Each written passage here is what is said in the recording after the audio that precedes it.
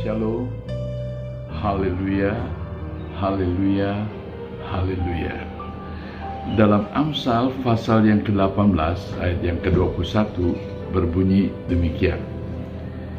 Hidup dan mati dikuasai lidah. Siapa suka menggemakannya akan memakan buahnya. Seorang kakek saya lihat di WA sebuah ilustrasi, dia bertanya kepada cucu-cucunya, apakah yang paling tajam di dunia ini? Ada yang berkata samurai, ada yang berkata pedang, dan lain-lain. Lantas kakek berkata, yang paling tajam di dunia ini adalah lidah. Benar, saudara-saudara, lidah itu bagaikan pedang yang tajam bermata dua, dapat menebas ke sana, dapat menebas ke sini, dapat menebas orang lain, dapat menebas diri sendiri. Sebab itu, jaga baik-baik lidah saudara. Alkitab berkata, hidup dan mati dikuasai oleh lidah. Barang siapa yang menggemakannya akan memakan buahnya. Tuhan kiranya menolong, Roh Kudus kiranya menolong agar kita menjaga lidah kita. Jangan sampai berkata sembarangan, jangan sampai mengeluarkan perkataan-perkataan yang tidak benar, yang membuat kematian. Apakah kematian harapan seseorang? Apakah kematian pikiran dan hati seseorang? Atau juga kematian dan harapan saudara-saudara sendiri, diri sendiri? Atau kematian pikiran dan hati diri sendiri? Tuhan tolong, sebab apa yang keluar dari lidah, kita akan memetik buahnya. Kalau lidah ini menanam biji mangga, maka yang keluar nanti yang bertumbuh adalah pohon mangga. Kalau lidah ini menanam biji jengkol, maka yang bertumbuh nanti pohon jengkol. Kalau lidah ini mengeluarkan hal-hal yang baik, hal-hal yang indah, hal-hal yang membangun iman, hal-hal yang menyenangkan hati orang, hal-hal yang membangun masa depan seseorang, hal-hal yang membangun kehidupan anak saudara, maka saudara akan memetik hal-hal yang indah, yang membangun, hal-hal yang benar-benar berfaedah dalam kehidupan saudara, dalam kehidupan orang lain. Hati-hati, bapak-bapak, ibu-ibu berkata kepada anak-anak saudara, mulai dari kecil sampai dewasa, hati-hati. Kalau anak saudara bodoh, jangan saudara berkata bodoh. Hei bodoh, sini. Kenapa kamu bodoh? Belajar dong, goblok. Hati-hati, dia pasti akan tetap goblok. Dia pasti akan bahkan mungkin bertambah bodoh. Andai kata anak saudara benar bodoh, kenapa saudara tidak berdoa buat dia? Kenapa saudara tidak mulai mengucapkan hal-hal yang indah bagi dia? Hal-hal yang membuat dia menjadi pintar. Pintar, sini. Halo, ayo yang rajin belajar. Ayo belajar sama papa. Kamu pintar, kamu hebat. Tahu-tahu dapat rapot merahnya 5. Maka saudara dengan iman berkata, kamu pintar. Yang tidak merah ada 7, merahnya cuma 5. Ayo belajar, tambah belajar, kamu pintar. Nanti semester yang akan datang, merahnya tambah berkurang. Kamu pintar. Itu yang membangun anak saudara. Begitu juga dalam kehidupan sehari-hari. Saudara barangkali sedang mengalami kegagalan. Mengapa saudara ucapkan terus kegagalan?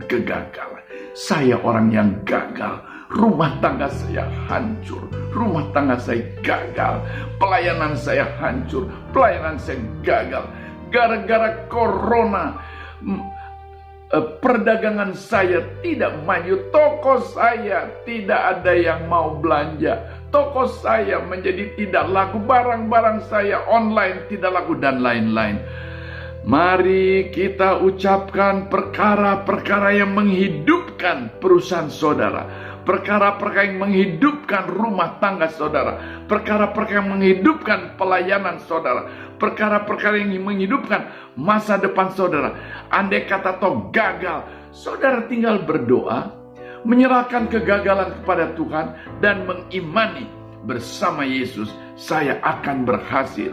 Kemudian saudara tambah dekat dengan Tuhan, saudara tambah bergaul dengan firman Tuhan, saudara tambah setia kepada Tuhan, saudara tambah setia beribadah kepada Tuhan, dan mengimani bersama Yesus saudara berhasil dan tak akan pernah ucapkan kegagalan.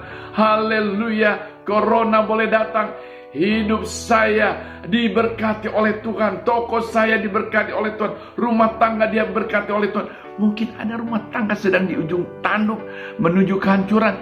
Jangan ucapkan kehancuran. Saudara berdoa, haleluya, rumah tangga saya bahagia bersama dengan Yesus, rumah tangga saya utuh bersama dengan Yesus, dan seterusnya.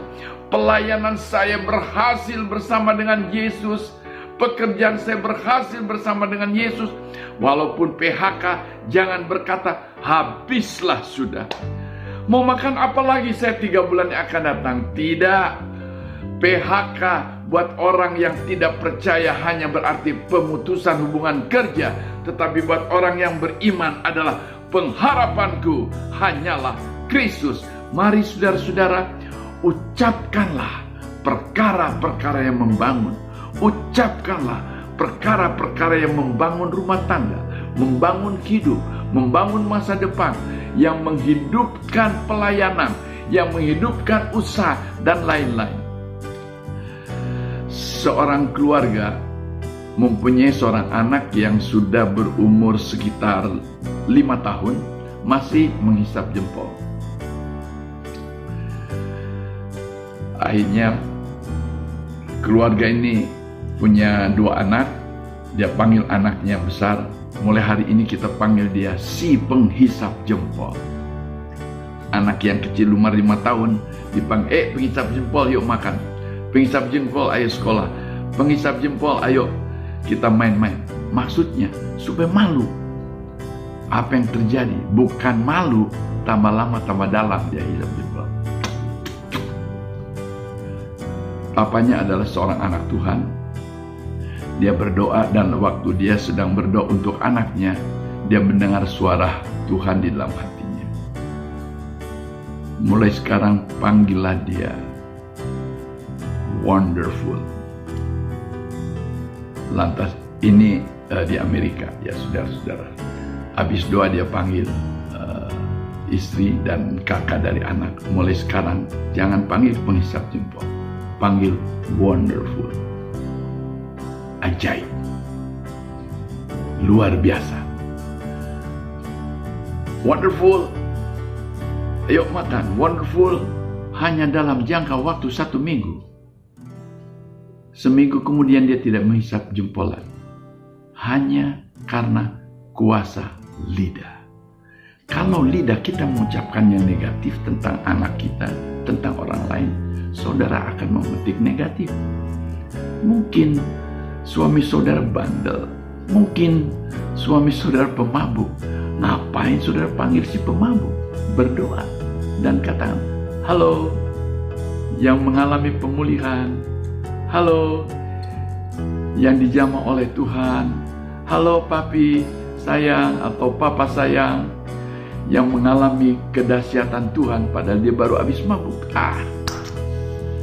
Bagi Allah tidak ada perkara yang mustahil. Mari kita mulai ucapkan perkara-perkara yang membangun dan menghidupkan dari lidah kita. Di tengah-tengah kesukaran yang ada sekarang, haleluya, kita pandang Yesus yang tak terbatas kuasanya. Dan ucapkanlah hal-hal yang mempermuliakan Tuhan. Ucapkanlah hal-hal yang membangun iman kita, yang membangun iman orang lain, yang menghidupkan kerohanian kita, menghidupkan kerohanian orang lain, yang menghidupkan pelayanan kita, yang menghidupkan pelayanan orang lain.